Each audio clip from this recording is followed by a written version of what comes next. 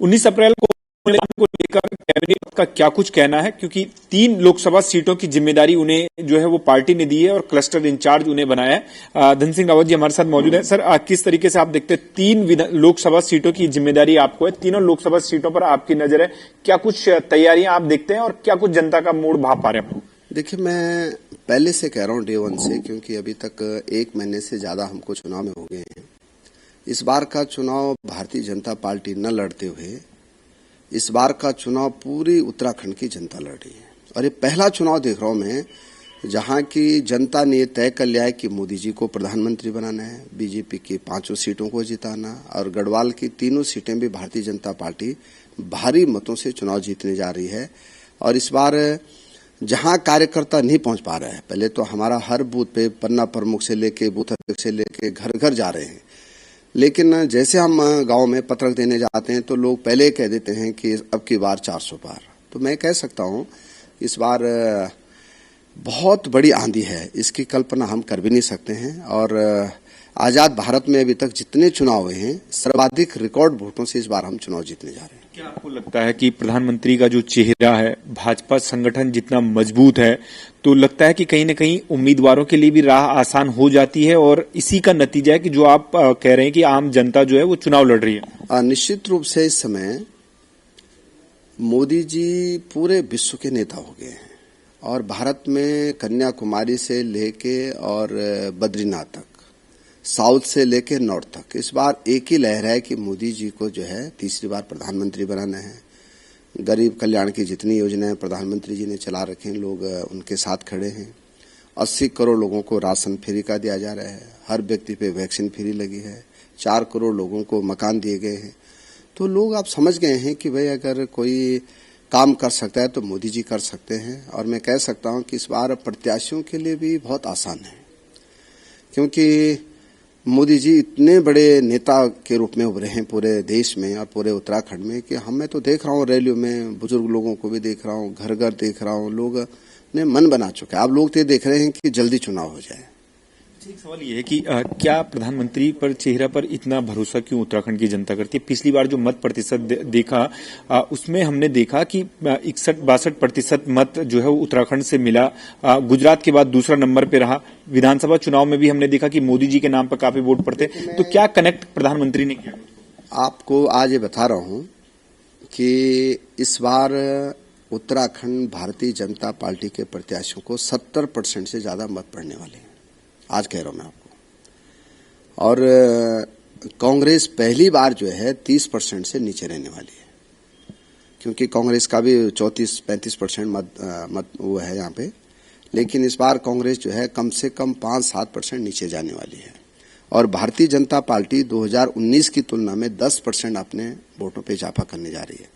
तो बहुत अच्छा मैसेज भी है, बहुत अच्छा लोगों पे कनेक्टिविटी भी है कि वह सीधे लोग कनेक्ट कर रहे हैं कि पीएम को हमको वोट देना है।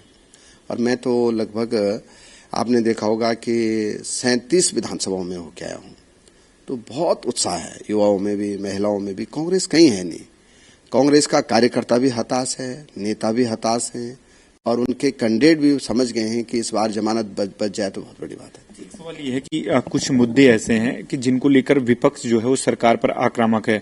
हरिद्वार लोकसभा सीट में मैं गया तो वहां पर जो संविधान बदलने की बात जो है वो कांग्रेस कर रही है, हरीश रावत जी कर रहे हैं, उनके पूरे प्रियंका गांधी तक जब वहां पर आई तो उनका ये कहना था कि अगर तीसरी बार प्रधानमंत्री जी बने तो संविधान बदल दिया जाएगा।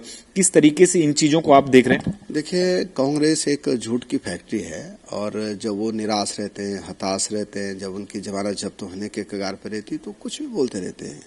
देखो, जिस संविधान की रक्षा के लिए प्रधानमंत्री जी सब कुछ कर रहे हैं तो उसके लिए कांग्रेस को कोई सन्मान करने की कोई जरूरत नहीं है। और कांग्रेस को तो वो काल देखना चाहिए कि जब उन्हें देश पे इमरजेंसी थोप दी, वो काल देखना चाहिए जब उन्हें चुनी हुई सरकारों को बर्खास्त कर दिया।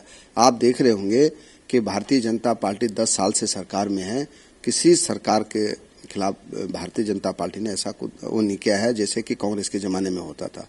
तो कुल मिला के मुझे लगता है कि अब उनके पास कोई मुद्दे है नहीं, विकास का मुद्दा है नहीं, तो कुछ ना कुछ बोलते रहते हो, लोग अब उनको गंभीरता से भी नहीं लेते। अंकिता भंडारी हत्याकांड को कांग्रेस प्रमुखता से उठा रही है और टिहरी में जो चुनाव लड़ रहे हैं बॉबी पवार, वो बेरोजगारों का मुद्दा उठा रहे हैं, उनको भी काफी समर्थन वहां से मिल रहा है युवाओं का। तो लगता है कि इन मुद्दों को कहीं ना कहीं पार्टी को कुछ नुकसान हो सकता है चुनाव। देखिए, जहां तक बेरोजगारी का मुद्दा है तो आप ये देखिए कि हमारी राज्य सरकार ने इन 2 सालों में अकेले मेरे विभाग में 10,000 से ज्यादा युवाओं को नौकरी दी है। अभी भी जिनके विज्ञापन निकल गए हैं, मुझे लगता है कि 20,000 से ज्यादा युवाओं को हम नौकरी और दे रहे हैं। युवा भी समझ रहे हैं कि भाई पूरे राज्य में जितनी सरकारी नौकरी हैं, जितने पद खाली, उनके अगेंस्ट हमने जो है विज्ञप्ति जारी कर रखे हैं। स्वरोजगार के अपार संभावनाएं हमारे राज्य में, हमारी जीडीपी बढ़ी है और पहली बार पारदर्शी नियुक्ति हमारी सरकार कर रही है। तो मुझे नहीं लगता है कि ये मुद्दे जो है लोगों के बीच में जो अपील है वो ये है कि वह सरकार अच्छा काम कर रही है, सरकार जो है बेरोजगारों को रोजगार दे रही है और सरकार जो है सबका साथ सबका विकास पे ध्यान दे रही है। सवाल पौड़ी लोकसभा सीट को लेकर है। गणेश गोदयाल जी जिस तरीके से चुनाव लड़ रहे हैं, क्या आपको लगता है, क्योंकि आपने तो 2 चुनाव उनके खिलाफ लड़े हैं, 2 चुनाव में आपने उन्हें हराया भी है, किस तरीके से आप देखते हैं व्यक्तिगत जो हमले कर रहे हैं वो अनिल बलूनी जी पर, पहले प्रवासी बताया, फिर जो शराब पकड़ी गई उस पर सीधे अनिल बलूनी जी का उन्होंने जिक्र कर दिया, किस तरीके से इन व्यक्तिगत आरोपों को देखते हैं? देखिए, मैं अभी तक 1991 से लेकर अभी तक प्रत्यक्ष राजनीति में काम कर रहा हूं। आपने देखा होगा मैं कभी भी व्यक्तिगत किसी पे नहीं बोलता हूं और हर नेता को इस चीज से बचना चाहिए, क्योंकि चुनाव तो 19 तक खत्म हो जाएंगे। और मैं कहता हूं कि या तो कोई साक्ष्य हो तब कोई बोले, और जिनकी आप बात कर रहे हैं उनका स्वभाव ऐसे ही है। मैं तो देखता रहता हूं कि कभी भी जो है अपने विरोधी के साथ में या जो प्रत्याशी चुनाव लड़ा है, मैं अनिल बलूनी जी को बधाई दे रहा हूं कि उन्होंने कभी भी विकास के अलावा कोई बात नहीं की है। और मैं कह सकता हूं कि वो हमारे विजनरी कार्यकर्ता भी हैं, हमारे मीडिया प्रभारी भी हैं और सांसद बनने के बाद गढ़वाल में बहुत अच्छा काम हम लोग करने जा रहे हैं। तो मुझे लगता है कि देखो, जब कोई भी आदमी हताश रहता है, निराश रहता है, तो कुछ न कुछ उलूल जुलूल बातें बोलता रहता है। इस पे हम बहुत ध्यान भी नहीं देते। लास्ट सवाल आपसे ये है, क्योंकि सारे विधायकों को टारगेट दिया गया है पार्टी के द्वारा और श्रीनगर विधानसभा जो है वो गणेश गोदयाल की विधानसभा भी आती है, तो कुछ कहीं न कहीं कुछ आपको लगता है कि वास्तव में जो वोट बैंक जो है वो गणेश गोदयाल की तरफ जाता हुआ नजर अगर आपको आ रहा है, तो लगता है कि उस लक्ष्य को भी भेदने में आप कामयाब हो पाएंगे और श्रीनगर विधानसभा सीट से जो है वो कांग्रेस से ज्यादा वोट बीजेपी को मिलेंगे? देखिए, 2014 में कांग्रेस की सरकार थी, तब भी हम उस विधानसभा में चुनाव जीते हैं।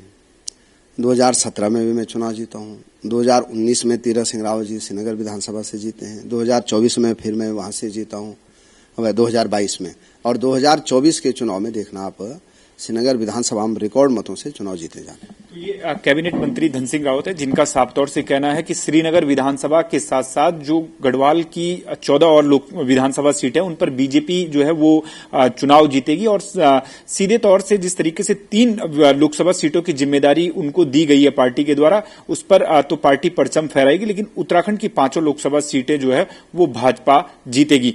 और कांग्रेस का वोट प्रतिशत भी इस समय वो घटने की जो है वो भविष्यवाणी कर रहे हैं, लेकिन अब देखना ही होगा कि आखिरकार जब 4 जून को चुनावी नतीजे आएंगे तो धन सिंह रावत की जो भविष्यवाणी है वो कितनी सटीक साबित होती है। कैमरा पर्सन मनवर के साथ रफ्तार मीडिया, कोटद्वार।